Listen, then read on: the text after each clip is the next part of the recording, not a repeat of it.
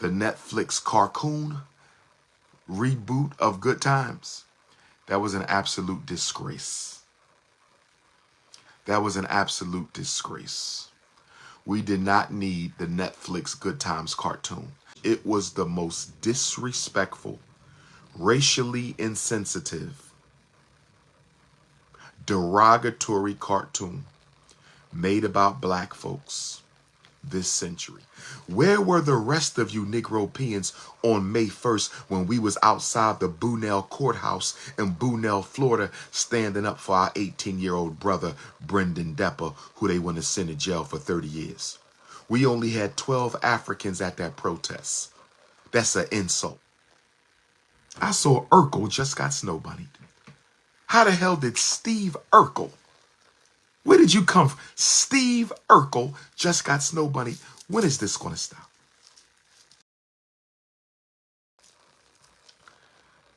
Now, let me say this.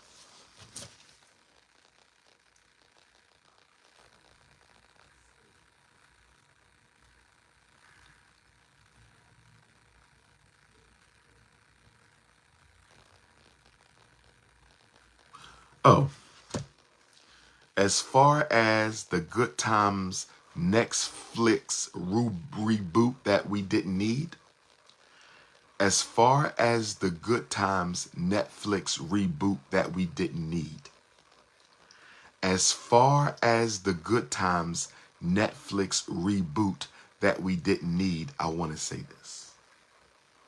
I want to say this. As far as the Good Times Netflix reboot that we did not need, the cartoon, the cartoon, the Netflix cartoon reboot of Good Times, that was an absolute disgrace. That was an absolute disgrace. We did not need the Netflix Good Times cartoon. Steph Curry. I respect Steph Curry. Black wife, black children. I respect Steph Curry. But Steph Curry needs to explain to the African community. Steph Curry, Chef Curry, are you listening, sir?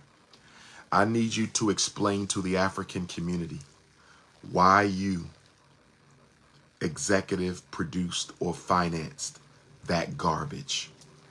Steph Curry, why did you executive produce or finance that garbage? It was the most disrespectful, racially insensitive, derogatory cartoon made about black folks this century. I cannot believe Steph Curry got involved. I cannot believe Netflix put it on. We may have to boycott Netflix if they keep it up. We may have to boycott Netflix if they keep it up. We may have to boycott Netflix if they keep it up. And then I've learned that these writers were white folks. Are you kidding me? Are you kidding me? I thought the writers were Negropeans. I thought the script writers were Negropeans. You're telling me a group of Caucasians, you're telling me a group of Caucasians wrote that disrespectful, racially abusive Good Times cartoon reboot for Netflix, and nobody said nothing at all? And nobody said nothing at all? Are you kidding me? Are you kidding me? Brothers and sisters, we have lost our integrity as a people. We have lost our honor as a people. We have lost our character as a people. For Netflix to not hear from none of these leading blacks or leading black organizations, for the white screenwriters not to hear from any leading blacks or these leading black organizations, for Steph Curry not to hear from any leading blacks or leading black organizations, that is absolutely unacceptable. That is absolutely unacceptable. In case you haven't been paying attention, Black America's self-respect is on trial. In case you haven't been paying attention, Black America's self-respect is on trial. In case you haven't been paying attention, Black America's self-respect is on trial. Do you know what's happening right now? They are testing us to see how far they can go without any pushback. I'm going to say it again for the Negroes in the back. I'm going to say it again for the Negroes on the front. I'm going to say it for the Negroes on the side. I'm going to say it for the Negroes on the balcony. We are in the middle of a great social experiment with Black America. I'm going to hit the migrant crisis in a minute. I'm going to come to Chicago in a minute because I want to know why I haven't heard anything about Chicago getting ready for the Democratic National Convention in Chicago. So I need my Chicago Africans to talk black to me. I need my Chicago Africans to talk black to me. But before I deal with Eric Adams and Brandon Johnson, before I deal with Eric Adams and Brandon Johnson, before I deal with Eric Adams and Brandon Johnson, I want our community to understand something. We are in a great social experiment. The power structure of these United States, the power structure of these United States is trying to see how much will black people accept before they push back. And as the great and honorable Frederick Douglass, with whom I share blood, with the great and honorable Frederick Douglass, with whom I share blood, the great and honorable Frederick Douglass said what? A man who will not fight for himself isn't worth being fought for by others. Because if he doesn't value freedom for himself, he will not value freedom for another person. Such a man, the world will say, shall lay down until he has sense enough to get up on his feet. It is useless to put a man on his feet if the next minute his head is to be brought against a curbstone.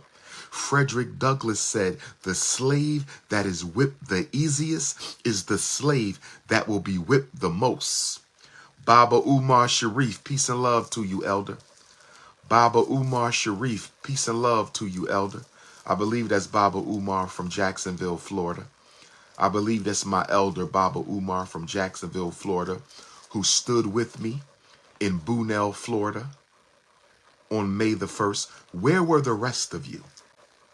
Where were the rest of you Negropeans on May 1st when we was outside the Bunell courthouse in Bunell, Florida, standing up for our 18-year-old brother, Brendan Depper, who they want to send to jail for 30 years? We only had 12 Africans at that protest. That's an insult. We only had 12 Africans at that protest. That is unacceptable. We only had 12 Africans outside that courthouse standing with us in support of that 18-year-old brother, Brendan Depper. I better see all y'all outside that courthouse on August the 6th.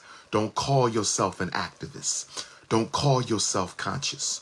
Don't call yourself a Pan-Africanist. Don't call yourself a Dr. Umar supporter when I call on you and you don't stand with me in times of need. We going back to the courthouse on August the 6th to stand for our young brother. Who going to be there with us?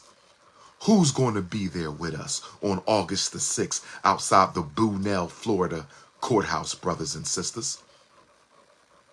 I remember when I met with the late daughter of Dr. Martin Luther King Jr., rest in peace, Yolanda King. I remember when I met Yolanda King as a junior in high school at Shippensburg University out here in Pennsylvania. I remember when I met with Yolanda King, the late daughter of the good doctor, Reverend Martin Luther King Jr. I met her at Shippensburg University on a Scotland School for Veterans Children trip to Shippensburg to hear her speak. And she signed her autograph And on the autograph she gave to the future prince of Pan-Africanism, Queen Mother Yolanda King, the eldest daughter of Dr. King, she wrote on my program when she signed her name, she said, stand for something or fall for anything. Rest in peace, Yolanda King. She said, stand for something or fall for anything. The question for Black America, are we going to stand July the 1st, Netherlands, Rotterdam, Emancipation Day? Where the invitation at, family? I'll come back to Amsterdam and Rotterdam. You know how I go down. Emancipation Day, where my Rotterdam Africans at?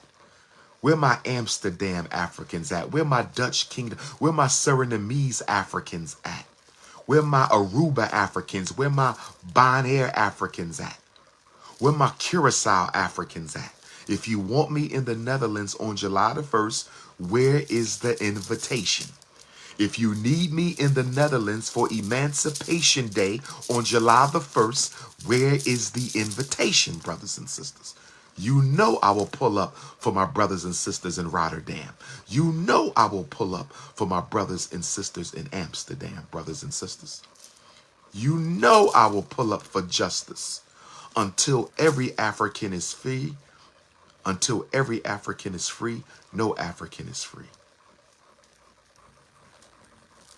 Until every African is free, no African is free. So, brothers and sisters, we are in the midst of a great social experiment. They are testing Black people's character. They are testing Black people's courage. They are testing Black people's integrity. They are testing Black people's resolve. They want to see. Hold on.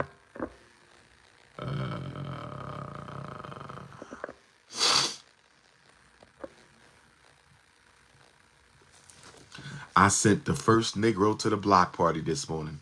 Hallelujah. I sent the first Negro to the block party this morning. Hallelujah. I sent the first Negro to the block party this morning. Hallelujah, my brothers and sisters. Oh, yes. I want you to get me some seafood salad, my ninja. I want you to get me, what else? I want some ribs. I want you to go buy Max's cheesesteaks at Germantown and Erie in North Philly. Get me a cheesesteak, extra mayo. Make sure you get some mushrooms, some sweet peppers. What else? I want some mushrooms, some sweet peppers, a little bit of ketchup. Okay. I also need me a ginger ale, Schweppes and Seagrams, no Canada Dry, Schweppes and Seagrams. I want you to get me a little bag of Swedish fish. Get me a bag of cherries. I love cherries. I love cherries. What else I need today? What else I need? Get me a veggie lasagna, a nice veggie lasagna, my ninja, because you won't be coming on my live streams ever again the rest of your life. That's the price you pay. That's the price you pay for trying to come at the King Kong. If I ban you, I'm never unbanning you. So if that one comment is worth you being banished from the Black Power platform for the rest of your life, so be it.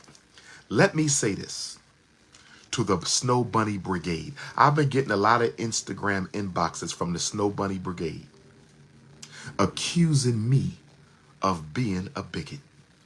I want to tell all the Snow Bunny women across the galaxy, whether you are a Canadian snow bunny or a European snow bunny or an Australian snow bunny, whether you are a Georgia bunny or a Pennsylvania bunny, whether you are a South American bunny, whether you are a bunny in Asia, wherever you may be in your Nordic reality, wherever you may be in your Caucasian community, wherever you may exist, my snow bunny women, I do not hate you. I will not disrespect you. That's why I call you Snow Bunny, because that's a cute little nice name. I'm not here to hurt or harm you. I have nothing against you, my pale pussycats. I have nothing against you. But you cannot keep on robbing the Black community of wealth by preying on low self-esteem Black men. That's all I'm saying. That's all I'm saying. That's all I'm saying to my Snow Bunny Brigade. Don't attack me. British bunnies and French bunnies, California bunnies and Michigan bunnies. Don't attack me. Caribbean bunnies and Asian bunnies. Don't attack me. All I'm saying, you cannot keep on robbing the wealth of the black community by preying on low self-esteem black men. That's all. My pale cats, I mean you no harm. I don't want no harm for you or your daughter. You have a right to live, to eat, to be happy. I wish you no harm. If you ever see me, my pale cats, I will never hurt you. I will never hurt you. I may even hold the door open for you, but you are not going to keep robbing the black community of wealth by preying on our low self-esteem black male celebrities and low self-esteem black male elites and low self-esteem black male business owners and low self-esteem black male politicians. We cannot let you keep on doing this. So to the Snow Bunny Brigade, I've never hurt nobody. I've never called for the harm of anybody.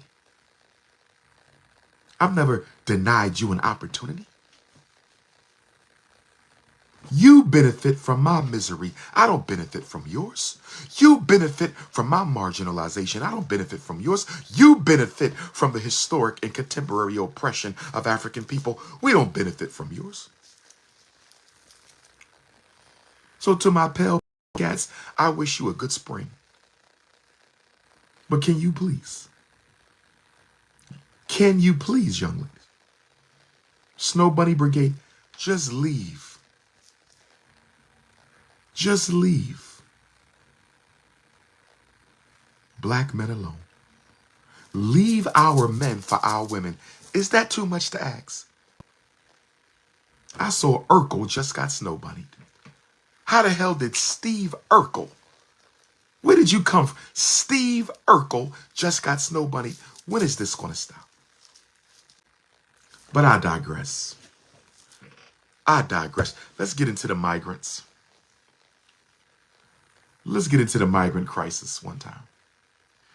Chicago, all eyes are on you. Chicago, all eyes are on you. I'm going to make a prediction, Chicago. I love my Chicago Africans. I might be in Chicago June 21st. I love my Chicago Africans. I might be in Chicago June 21st. I love my Chicago Africans. I might be in Chicago June 21st. But Chicago, if you let Joe Biden and Kamala Harris, I called him Urkel, and I'm going to keep on calling him Urkel because he just bunny hopped. I don't care what his name is. He Urkel to me. He just bunny hop ninja. Don't come on here defending no bunny hopper. Or do you want to get banished into Black Power oblivion? Jason Williams, don't play with me, boy. Don't play with me, boy. I will banish you into Black Power oblivion. You'll never get on another E5 Tunde Live the rest of your life. And you'll go in the Book of Negroes of FDMG. You will go into the Book of Negroes at FDMG, never admitted to a program on the campus forever. Now, come on here defending no snow bunny hopper. Now, Chicago Africans, Illinois Africans, Black America in general, because this is not just about Chicago, although it's in Chicago. Black America in general, because this is not just about Chicago, although it's in Chicago. Black America in general, it's not just about Chicago, but it's in Chicago. Are we going to let Joe Biden and Kamala Harris pull up in Chicago? Are we going to let the Democratic Party pull up in Chicago? Are we going to let the DNC renominate Joe Biden in Chicago, and we not going to occupy that convention? We not going to disrupt. We not going to protest. We not going to sit in. We need to have a sit-in. We need to bum rush every session. We need to bum rush every dinner. We need to bum rush every caucus. We need to go back to the Freedom Riders. We need to go back to the sit-ins. Oh, yes. We need to have a serious sit-in on the DNC in Chicago this summer. We need to disrupt everything they do in Chicago during Black August for the Democratic National Convention. That's what we need to do, brothers and sisters. That's what we need to do, brothers and sisters. Chicago, are we working on a protest package for the DNC? If Chicago lets them come to Chicago and they don't feel black power while they're there, Chicago, if you let the Democratic Party come into your city and they don't feel the power of black people in Black August, in Black Chicago, we're done. We are done. New York City, my Brooklyn Africans, my Bronx Africans, my Staten Island Africans, my Queens Africans, my Harlem and Manhattan Africans, we need a serious march on the state capitol. We need to occupy Albany. We need to occupy Albany. New York, I'm serious. We need to occupy Albany. Sit in the mayor's office. Everybody in state capitol. We need to occupy it. If you don't make them uncomfortable, they will continue to make you uncomfortable. I'm going to say it again. If you don't make the power structure uncomfortable, they will continue to make you uncomfortable. What looks like artificial intelligence? I'm not understanding. Is that a joke? Do I need to banish someone else to black power oblivion? Make sure you sign up for the Dr. Umar mailing list. Click on my bio on social media. Click on Linktree and sign up for the email blast. So if you want to stay informed on what I'm doing, because not everybody is on social media. If you want to stay informed on what I'm doing, sign up for the email blast. Click on my link and sign up. Click on the link tree. Twitter, Facebook, Instagram, TikTok. Click on my bio. Click on my link tree and sign up for the email blast. Where my Swedish Africans are? Mahmoud Machiavelli. When am I coming to Sweden? Mahmoud Machiavelli. When am I coming to Sweden?